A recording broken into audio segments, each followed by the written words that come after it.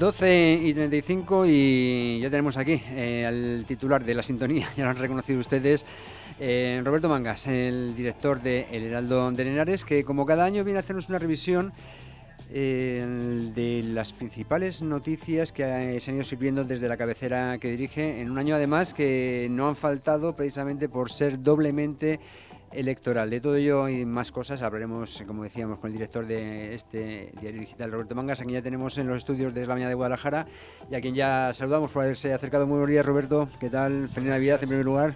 Feliz Navidad, José Luis, a ti y a todos tus oyentes de radio. Un placer un año más estar aquí y que vamos a ver si podemos hacer ese resumen que anualmente damos de las noticias más destacadas del Heraldo de Henares, de la provincia de Guadalajara, alguna regional, en lo que ha pasado en este 2023, que está a puntito de expirar. Pues mira, 4 días, 4 días le quedan y son contados.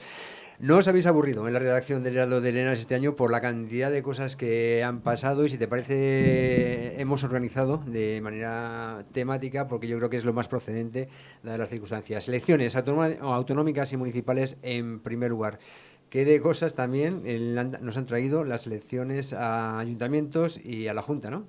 Sí, bueno, las elecciones del 28 de mayo, autonómicas locales en toda España y nosotros centrándonos en Guadalajara, pues han traído algo que, por un lado, preveían algunos sondeos, como era el cambio en capitales de provincias, sobre todo en Guadalajara, algunas diputaciones en la región y la Junta que la mantuvo Emiliano García Paje, el PSOE, por un puñado de votos, creo que en Ciudad Real o en Albacete, Ciudad Real. en Ciudad Real de 2.000 votos que se fueron a Ciudadanos, que de centro derecha, y un partido que ya llevaba varias elecciones, un par de años desaparecido, y hubo gente que todavía confió en Ciudadanos y fue tirar el voto y mantener la mayoría absoluta de García Paje, que siempre es peor que una mayoría gracias a pactos o un cambio de gobierno para que haya renovación, para que haya aire fresco. En Guadalajara en concreto, de los 25 concejales, la lista más votada fue la del PSOE, de Alberto Rojo, pero el pacto entre PP y Vox le quitó la alcaldía. Y desde entonces, Rojo, podemos decir que deambula como alma en pena por el caserón del ayuntamiento. Parece que no ha asumido todavía su derrota electoral. Y vienen grandes cambios, sobre todo conociendo a la nueva alcaldesa Ana Guarinos, que no nos va a dar muchos titulares, eso lo tengo convencido, pero sí va a hacer una cosa, que es lo que hizo en la Diputación: ajustar mucho el presupuesto, no despilfarrar ni una peseta y gastar en cosas que necesitan los guadalajareños y nada de propaganda y autobombo que no sea el estrictamente necesario, porque si algo caracteriza a Guarinos es la austeridad, al contrario de Alberto Rojo, que todo era autopropaganda, autobombo y cosas, gestión y ejecución de proyectos poco o nulo. De hecho, 4 que se han podido inaugurar incluso, ni siquiera las inaugura él, porque la lentitud y la forma de trabajar con tanta desidia del equipo de Rojo, que solo se preocupaba de la propaganda, pues hizo que pasaron 4 años en balde. Decías que Bonino no nos va a dar muchos titulares, pero el primero ya nos lo ha dado, que precisamente Alberto Rojo dejó una deuda de 9 millones de euros en los cajones del ayuntamiento antes de irse, ¿no? Bueno, yo me refería a que no daba titulares en el sentido de que de ningún escándalo de ella, ¿no? Uh-huh. Por de despilfarro Ah. o de gasto desmesurado. El que el PSOE allá por donde pasa es como Atila, que no crece ni la hierba, no es solo en Guadalajara, es en cualquier provincia, cualquier autonomía o incluso en el gobierno. Tenemos los ejemplos de González o Zapatero, con la ruina que dejó y la quiebra a España, o José María Barreda cuando abandonó la Junta de Castilla-La Mancha. Estoy convencido de que cuando se vaya Paje algún día y se levanten las alfombras y se audite un poco la Junta, veremos la cantidad de decenas y decenas, que no cientos de millones de euros tirados a la basura en autobombo, publicidad, propaganda, chiringuitos y demás que no sirven para nada, que generan riqueza. Ahí están las cifras. Castilla-La Mancha está la peor en el informe PISA educativo, está la peor en nivel nacional en listas de espera, casi 3-4 años para una de traumatología, y no lo digo yo, lo dice el Instituto Nacional de Estadística unas cosas, otras las dice el propio Ministerio de Sanidad, otras las dice el Ministerio de Educación o la Unión Europea. El socialista Paje, Bellido, Vega, Rojo, solo saben gastar dinero para vender sus loas tipo Kim Jong-un, o sea, para hacer campañas de autobombo y demás, pero a la hora de gestionar, pues aquí vemos las cifras del paro, son de las peores de España, las de educación, las de sanidad. De hecho, el mes de septiembre de 2023 ha sido el peor mes de septiembre desde 2008, desde la crisis de Zapatero, o sea, con 1.855 parados más, creo recordar así de memoria. Es decir, 4 años más de paje van a ser, como dijimos en la editorial del Heraldo, van a ser 4 años de desidia, de descontrol, de caos, de despilfarro y desde luego de crecimiento nulo y de muchos impuestos. O sea, ahí tenemos la Comunidad de Madrid con la mitad de impuestos que Castilla-La Mancha y creciendo 3 veces más que Castilla-La Mancha, lo cual quiere decir que no hay que esquilmar ni a las personas ni a las empresas, porque cuando las esquilmas con impuestos no creces económicamente y no generas empleo. Seguimos avanzando porque hay muchísimos temas y de momento vamos a cerrar el bloque de autonómicas y municipales con más noticias que han surgido a raíz precisamente de las municipales. Transfugismo, pactos, ha habido de todo en muy poco tiempo y en algunos momentos y lugares, no sé, con situaciones bastante rocambolescas incluso. Bueno, que cuando acaben unas elecciones y haya posibilidad de acuerdo entre PSOE y Podemos o PSOE Izquierda Unida, como en Azuqueca de Henares, es que es lo más natural del mundo porque es lo normal, porque son ideológicamente afines y demás. Que haya pactos de PP o Vox, PP Ciudadanos, se puede entender perfectamente. Lo que los ciudadanos no terminan de entender es todas estas maniobras del PSOE de Vega y Bellido, de maniobrando para quedarse con alcaldías como las de Almoguera o de Pioz, con transfugas, cuando hay un pacto nacional antitransfugismo, comprando voluntarios con dinero público, es decir, en Pioz le han pagado sueldos públicos a 2 concejales de Vox para que abandonen Vox y se vayan al equipo de gobierno del PSOE. O sea, el pacto más antinatural, ellos lo venden como que sí es políticamente por el bien del pueblo y demás. Ya, pero ya no hablan de gobierno progresista. Ya ahí se les olvida del gobierno progresista cuando hablan de gobiernos progresistas. Bueno, y lo de Almoguera, estar todo el rato incordiando y paralizando el ayuntamiento para que pasaran las elecciones generales y poder dar un golpe de mano, una moción de censura con los tránsfugas del equipo de Padrino, un equipo con el que el PSOE prometió que nunca iba a pactar, ahí están los vídeos, que nunca iba a pactar porque denunciaba que si era la corrupción, que si era la mafia, que si era el nepotismo, que si era... Y resulta que el PSOE de Vega y Bellido, no olvidemos que son los dos máximos responsables del PSOE en la provincia, pactan con los concejales de Padrino, con los que han jurado no pactar nunca, y pactan, se llevan a 2 concejales transfugas de Vox a su equipo de gobierno del PSOE. O sea, esta es la forma de gobernar, la decencia, la inteligencia política de Vega y Bellido, que no les importa, no tienen ningún tipo de escrúpulo moral ni escrúpulo político para pactar que extrema derecha, extrema izquierda, centro, terrorismo, Bildu, lo que sea, con tal de mantenerse en el poder. Hemos de recordar que todo esto que está argumentando en directo en Roberto Mangas lo podemos leer, están ahí colgadas las noticias, como las cosas que pasaron, cuándo y por qué, en el análisis, en los editoriales, todo esto lo tenemos en los contenidos, en la hemeroteca del Heraldo de Henares. Pero vamos a seguir avanzando ya a las otras elecciones. Acto seguido de las municipales y regionales, Pedro Sánchez convocaba las generales, al día siguiente. Las del 23 de julio. ¿Cómo lo contasteis aquí? ¿Y qué es lo que pasó básicamente? Bueno, pues lo que pasó básicamente es que se eligió para cabezas de lista en las provincias a los perdedores de las elecciones municipales y autonómicas para que no le provocaran una rebelión interna a Sánchez, porque hay que reconocer que el PSOE, quitando Castilla-La Mancha y Asturias, perdió todo el poder autonómico de España, todo, por la gestión de Sánchez a nivel nacional y casi todo el poder municipal. La mayoría de ayuntamientos, grandes ayuntamientos, fueron a parar a pactos del PP y Vox o solo del PP o a formaciones pues nacionalistas en las comunidades donde existen estos partidos. Entonces no le quedó más remedio que para evitar una rebelión interna convocar elecciones, como bien dices, el día siguiente de la gran debacle electoral del 26 de mayo. Pero a partir de ahí su equipo de propaganda diseñó una campaña de polarización grande en la cual entró en la trampa el Partido Popular y empezaron incluso a ningunear sus propios pactos con Vox. Acuérdate todo lo que pasó en Extremadura o todo lo que pasó en Castilla y León o lo que pasó incluso en Valencia, entonces en Aragón. Entonces esto generó ansiedad en muchos votantes del centro derecha o sencillamente centro izquierda que no querían a Sánchez, pero pensaron que era peor un gobierno de PP con Vox antes que Sánchez siguiera haciendo de las suyas.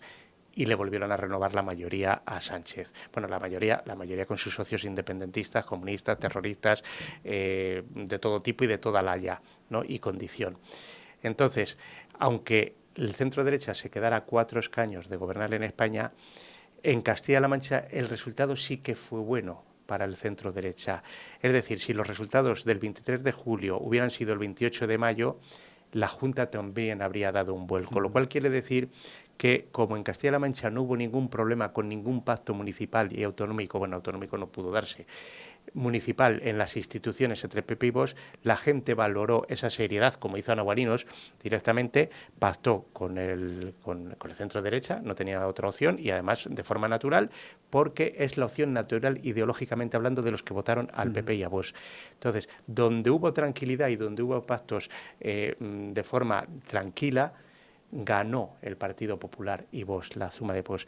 En aquellos sitios donde se empezó a poner en duda los propios pactos del Partido Popular con Vox, se recuperó el Partido Socialista. En Castilla-La Mancha ganó el Partido Popular y Vox, en otras comunidades no. Y eso fue lo que impidió la victoria electoral del centro derecha y desalojar a Sánchez de la Moncloa antes de que siga haciendo más daño a la democracia española, antes de que siga recortando más libertades y antes de que tengamos una democracia fallida en este país, que es lo que ocurrirá con 4 años más en el poder con comunistas, bilduetarras, nacionalistas, racistas, de todo tipo. Hay un epígrafe que me has apuntado aquí también, claro, es lo subsecuente a las elecciones y al reparto de sillones y también has estado muy pendiente de ellos. Son lo subsecuente para algunos, claro, para los que les ha tocado el gordo, los salarios políticos. ¿Has hecho un análisis de estos salarios políticos y más o menos cuánto le vamos a pagar a estos gobernantes que nos gobiernan? Sí, ellos nunca pierden. Tienen además unos pactos firmados entre los grandes partidos a los que se suman normalmente los pequeños para que gane quien gane la Diputación o el Ayuntamiento, pues todos los que están allí metidos tengan sueldos, pero además sueldos que en la vida hubieran ganado en la empresa privada o en la pública, ¿no? Pues la mayoría suelen ser gente quitando algún funcionario, como el maestro Vega o alguno más por ahí, la mayoría no han tenido profesión ni oficio nunca. Entonces, se ponen sueldos entre 50, 60, 70.000 euros, liberan a 15, 18 o 20, dependiendo la institución, más otros veintitantos asesores, que suelen ser alcaldes o concejales que han perdido el poder y se han quedado sin sueldo en el ayuntamiento.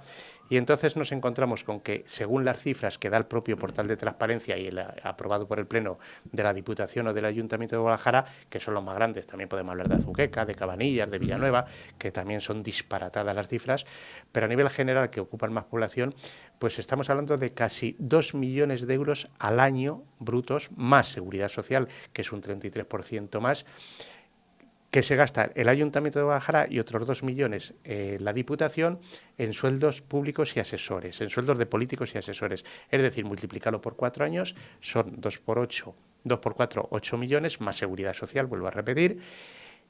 En 2 instituciones serían 16 millones. Esos... Con 16 millones de euros se mejora mucho una provincia y una ciudad, ¿no? Claro, la cuestión está en que no somos negacionistas de que los sueldos públicos, los sueldos políticos tengan que cobrar, porque obviamente hay gente que se tiene que dejar trabajo el que lo tiene, otra gente pues se tiene que dedicar al 100%, pero de veras que hay gente que ganaría, pues yo he visto las presentaciones de la hoja del portal de transparencia, las declaraciones de bienes, y hay gente que ganaba antes de entrar en política 600 euros al mes, como por ejemplo Sara Simón, y ahora están ganando 73.000 euros al año, ¿entiendes? Entonces es algo desproporcionado. O sea, sueldo sí, pero ¿cuánta gente se necesita para trabajar en un ayuntamiento habiendo funcionarios de carrera y técnicos de carrera, que son los que terminan gestionando, porque para dar las órdenes políticas valen con 2, 3, 4 como mucho, pero 18 y 18, Pero los que 36... terminan gestionando son los que tienen que hacer una oposición para acceder a ese puesto del que es, ayuntamiento, que los políticos ninguno tiene que acceder a una oposición para hacerse político, ¿no? con esos 70.000 euros de sueldo luego, Exacto. con coche oficial, como el escándalo de que levantaron los sindicatos y que se hizo eco el Heraldo de Linares, que en estos temas siempre solemos ser los únicos, el único medio que se hace eco digital de estos escándalos, ¿no? Porque suelen molestar al poder público. Y es que metemos hasta nuevas plazas para tener choferes para que te lleven y te traigan de Guadalajara a Toledo todos los días. O sea, son escándalos, es un despilfarro de dinero público increíble. Por eso te digo, no estamos en contra de que cobren, pero qué cantidad tienen que cobrar y cuántos tienen que cobrar. 2 millones la Diputación y 2 millones el Ayuntamiento cada año, yo creo que es excesivo. Cambiamos de tercio. Hay un aspecto que habéis tratado también mucho desde el Heraldo de Linares y que es muy preocupante, sobre todo en nuestra zona, el incremento de la delincuencia en la provincia en general y, como decía, en el corredor en particular. Sí, la delincuencia en general, pero además delincuencia muy violenta y buena parte de ellas protagonizada por menores. Es decir, hemos pasado de hace en los años 80, creo recordar, que la rotura del cristal del coche, el robo del tirón del tal, era lo habitual, entrar en una casa cuando los ocupantes no estaban y llevarse un televisor y lo que fuera tal. Hemos pasado a una delincuencia, según los datos del TSJ y del Ministerio de Interior, a una delincuencia muy violenta, muchas agresiones sexuales, ahí está la ley del sí es sí, poniendo incluso a más violadores en la calle, ¿no? o reduciéndoles las penas, una violencia inusitada para robar un simple bolso o un móvil en la calle con palizas, en Azuqueca, en Alovera, en Cabanillas, en Guadalajara capital. Violencia que se está extendiendo a zonas menos pobladas, hubo incluso un asesinato en Valdenuño Fernández, creo recordar, ¿no? En Sigüenza el aumento exponencial de la violencia es muy grande, en Mondéjar también y Almoguera. Luego hablamos de grandes delincuentes, blanqueadores, estafadores, que se alojan en urbanizaciones de Guadalajara porque pasan más desapercibidos, y sobre todo el tema que yo ya me río cada vez que llega la nota, no porque sea para reírse, sino porque dices, es que si hiciera una apuesta, la ganabas. Todas las semanas hay 1 o 2 desmantelamientos de plantaciones de marihuana indoor en la provincia, con su defraudación de fluido eléctrico, que es por lo que los pillan, porque necesitan mucha luz y siempre saltan las alertas. Tenemos las imágenes de la que nos han enviado esta mañana. Esta misma mañana, por ejemplo, ¿no? ¿Entiendes? Entonces, y además en Sigüenza, creo recordar también que Sigüenza hasta hace unos años era una ciudad muy tranquila, de curas y monjas y obispo, y últimamente está que sale mucho en los medios y no precisamente por motivos que no sean del día a día, sino de delincuencia. Entonces, sí, tenemos mucha delincuencia violenta, muchos menores y también mucha delincuencia también exportada, que hay que decirlo todo, no podemos utilizar lenguaje que no toda la violencia es importada, pero mucha parte de esa violencia, sobre todo el tema que ve contra las personas, es decir, agresiones sexuales, robos con violencia, robos con lesiones, eso sí que tienen un alto componente, no todo, pero un alto componente, y ahí están las notas de la Guardia Civil, ¿no? Que por cierto es la única que da la nacionalidad de los delincuentes, la Policía Nacional, dependiendo de la misma subdelegación, que lo oculta todo, por cierto, no da ese tipo de información, pero bueno. Bueno, pues hasta aquí el preocupante incremento de la delincuencia. Vamos a otro tema no menos preocupante, que es el de la sanidad, que también me lo has mandado en epígrafe aparte, porque desde el punto de vista del Heraldo de Linares la cosa está muy complicada aquí en nuestra provincia, ¿no? Sí, lo hemos comentado antes de forma muy breve, cuando hablábamos de que mantener la PAGE 4 años más significaba más listas de espera, peores datos educativos y demás. Según los propios datos del Ministerio de Sanidad, había 15.000 y pico personas en listas de espera, cuando hace tanto que hablan ellos de que son los recortes de Cospedal, que ya va siendo hora de que cambien el disco rayado, porque Cospedal dejó de gobernar el 2015 y han tenido 3 mayorías absolutas, una con Izquierda Unida y 2 solos, para paliar supuestamente los recortes que ellos denuncian en educación o en sanidad. Por ejemplo, en Sigüenza están todos los días manifestándose en la plataforma de vecinos a política, porque hay gente de todos los partidos que lo único que quieren es que se dejen de historias políticas y de cospedales y de rollos y que les pongan más médicos. Exacto. Bueno, pues la excusa de Rafa Esteban, de Torijano, del otro, es que los recortes de Cospedal 9 años después. Sí, sí, no, a mí, Es yo sinceramente es que sí me llama mucho la atención de... pero cuela en sus votantes, porque ya, sí. pero digo, es que me parece absolutamente absurdo, ¿no? El dar esa razón, pero más absurdo todavía el creérsela, ¿no? Es que se la creen, porque yo he discutido con gente y diciendo, no, es que todo el daño que hizo Cospedal ha sido imposible revertir, pero bueno, si te estás gastando cientos de millones en asesores, ¿cómo no vas a repetir 4 recortes? Pues no sé, si en 3 legislaturas no han sido, pues no le siga votando porque ha demostrado son unos inútiles. Claro, esa sería la lectura más correcta. Dice, después de 3 seguimos igual. Bueno, pues no le sigas votando porque está claro que es incompetente, ¿no? Pues tampoco. Irresponsables los llamo yo, porque nunca son responsables de nada. O sea, nunca son responsables de la delincuencia, de la falta de educación, de la falta de médicos, nunca. El PSOE nunca es responsable, siempre son unos irresponsables.